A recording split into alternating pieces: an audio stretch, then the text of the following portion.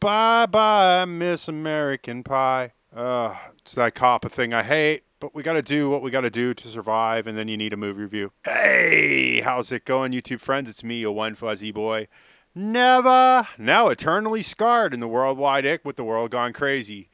So you need escapes. My show is here for you. Yes, it is the only show with lemon-scented limes, lest I forget, and the only show with a supernatural, super awesome third eye. I mean, why ask why? No, we're not going to apologize for this joke.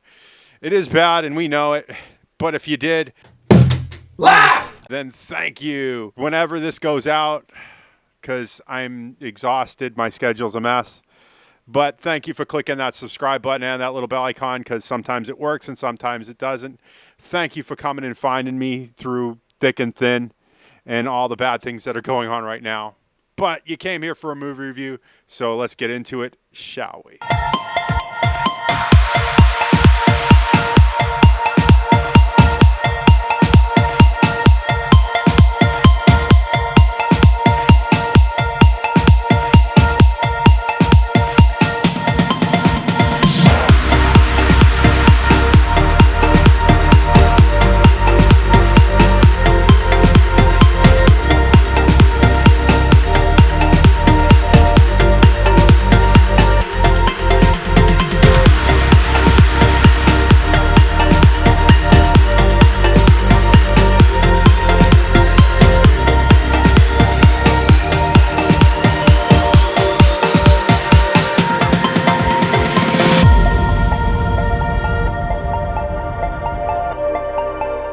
And today's movie is Black Widow. It is a PG-13 movie. It is an hour and 13 minutes. It is an action-adventure sci-fi from director Cate Shortland, from writers Eric Pearson and Scott Schaeffer, who both have pedigrees in the Marvel MCU, and Ned Benson, who is sort of new to this, but has ridden the director's chair. It stars Scarlett Johansson as Black Widow, Florence Pugh, if I'm pronouncing her name right, or Pugh, as her sister, David Harbour as Red Dynamo, or Red Guardian, or whatever he is, because they're a little confused on it. Rachel Weisz as sort of their parent slash mother slash co-agent. Ray Winstone as Drivkoff, and there's the girl who plays Taskmaster, which I'm very confused on, but we'll get to that later. Our production companies were Marvel Studios and True North Productions. Our distributor here in the good old United States of America, God bless America, land that I love, was Walt Disney Motion Pictures and Disney Plus. Special effects were done by Third Floor Industrial Light and Magic, because Disney owns ILM. SS VFX, Stereo D, Intruders, Digital Domain, Weta Digital, because God's sakes, we got to have both parts of the Trinity in this. Trickster, Scanline VFX, there's so many more of these. Lola Visuals, Cineline, Rising Sun Pictures. God's sakes, they pretty much crammed everybody in here for the specs on this. I'm not even going to cover any more. There's so many more. Go to IMDb, look it up. It's under some tab somewhere. My thoughts on the film. It is a good film. Mind you, I enjoyed it, watching it, even though it was, 2 hours and 13 minutes. But everything is covered by a hint of comedy. Everybody is, just so jaded. And baby, I'm the one who jaded you, to this film at least, that nothing is serious. It's all taken as a joke. I just feel that way. This is before Endgame, but Endgame has already happened. And, timelines, how do they work? Yeah, I enjoyed it. I liked it, but it never felt serious, and it never, didn't feel like they were risking their lives. It was more like, what was it? A Smokey and the Bandit kind of movie. You knew they were badass, and they were going to do badass things. And that's how it was going to be. And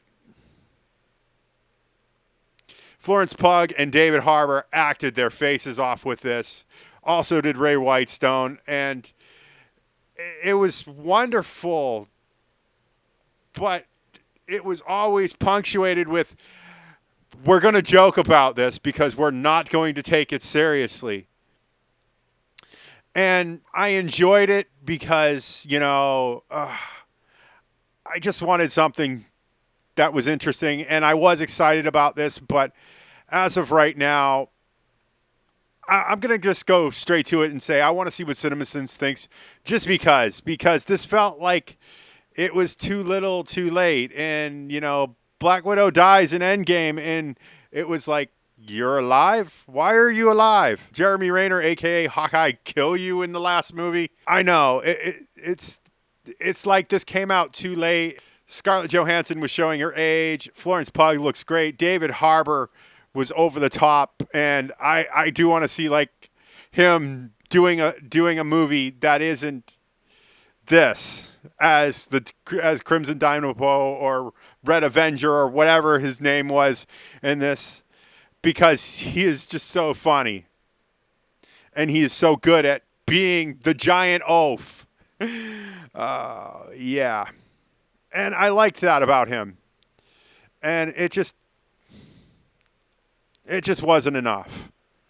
It's a 7.0 out of 10 on IMDb, and it's an 80% with a 92% audience score on Rotten Tomatoes with a certified fresh. And I can see why people are enjoying this. You've been stuck inside for a year, so, I'm not going to fault them.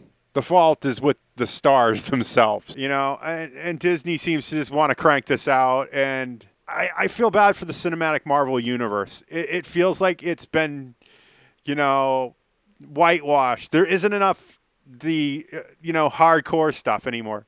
Everything is a joke, and if you're a superpowered, kick-ass, awesome girl or a superpowered dude, bullets don't matter, and, we can just basically bend the universe and time and anything to our will, if you know what I mean. And I don't know. I feel like this is definitely a TV watch because, God's sakes, the endless Harry Potter must stop at some time. I don't see this as a DVD buy other than maybe there's some extras and stuff, or I'm going to watch the Marvel Cinematic Universe and try to get it in order so I can figure out what the hell happened here. And then it's, the summer movie dumpster of the Walmart movie bin. It's $5.99 and it's on sale, so $6. It's mine. I don't see this as a theater rewatch. Not that I was able to watch this in theaters due to my schedule, and I think the small screen doesn't do it justice. But it's basically a one and done. This story is from the past, and the whole villain in this movie is this one guy, and not the Taskmaster, which you're waiting on. Drokov or whatever his name is. Sounds like his name is a cough syrup. And it's a pass. I don't know what else to say about this, so I'm going to leave it here. This is as much justice as I can do this film. And I'll leave it up to you. So if you like what you see in here, make sure you hit that like button. Likes and views are how YouTube works now. It's not the way I like it. It's just the way it is. Remember, all comments are 100% guaranteed response. I miss your comments when they're not there, so please hit me up in the comments, and I will respond to them. And, I have to ask, I have an Amazon, I have a Patreon. It is not without your support that keeps this channel afloat. Thank you for your support this year. It has been a really rough year for me, and if you've seen the latest video that's come out, you understand what's happened to the channel. Thank you for supporting me, and thank you for supporting my American dream. And with all that said, for a final time, because it's a bit of a running joke on this channel that I can't stop saying it, if you want to see more of this nonsense, make sure you hit that subscribe button and that little bell icon. If it works, ring-a-ding-ding. I'll see you all in the next movie review. Bye. You know what's happening. I can't talk about it. It's really frustrating, and the last video covers it. I'm going to put it in this video in the thing at the end somewhere around here. So hit me up. I really need the good feels right now. It feels like a lot of people have stepped on the cake, if you know what I mean.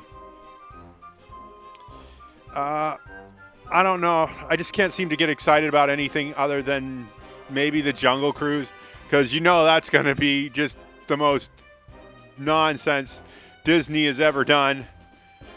And I'm only excited because Dwayne "The Rock" Johnson's in this, and it's going to be bad. I mean, this is not skyscraper bad, but very implausible, like San Andreas. I don't know what else to say because everything's a mess. I love you. Thank you for listening to this all the way to the end. Have a good week. Goodbye.